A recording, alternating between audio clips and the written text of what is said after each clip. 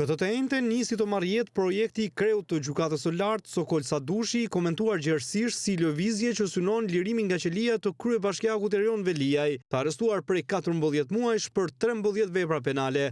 Kjo çështje do të gjykohet nga Kolegji i Bashkuar të Gjykatës. Për rreth 3 orë në mbledhjen e 16 gjyqtarëve nga kolegjet e bashkuara të gjykatës së lartë diskutuan mbi iniciativën e Sadushit për të ndryshuar pjesërisht praktikën për aplikimin e masës së sigurisë arrest në burg. Pas relatimit të çështjes nga gjyqtari Ilir Panda mbajti qëndrim dhe ju përgjigj edhe pyetjeve përfaqësuesi i prokurorisë së përgjithshme Arqile Koça. Përfaqësuesi i organit qendror të akuzës i tha gjyqtarëve të lartë se nëse vendosin për ndryshimin e praktikës së 2011-s, të jenë të kujdesshëm në 2 aspekte. Problemi ne ngrem te asaj që është shtruar për diskutim është tek momenti i harmonizimit. Në arsye tim, ne kemi shqetësimin se mos tashmë kalohet në ekstremin tjetër, duke u cënuar interesi publik. Sepse unë jam përfaqësues i interesit publik dhe unë kam merakun në arsyetimin tuaj të jeni të kujdesshëm për të mbatur në harmoni këtë gjë.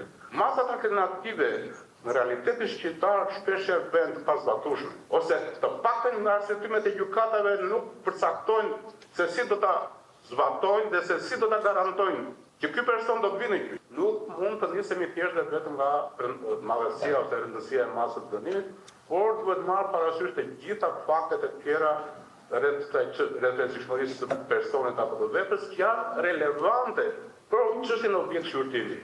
Cili është kontributi i tij në ardhmen e pasojës? Çfarë përfaqëson personit? Çfarë ka të shkuar? Çfarë roli ka në vepër?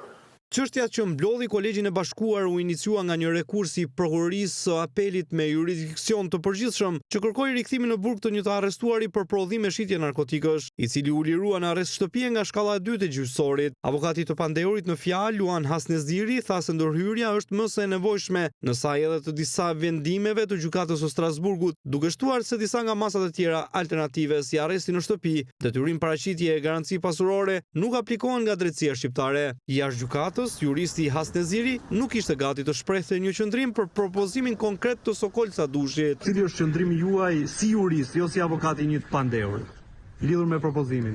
Tani unë i kam thënë ato atje dhe është po ashtu në një moment tjetër mund të shpesh se jam dhe i lodhur më thënë drejtën, por ideja është që nëse keni interes, qëndrimin tim nuk më hapën dispozicion të shkrim ta ketë media.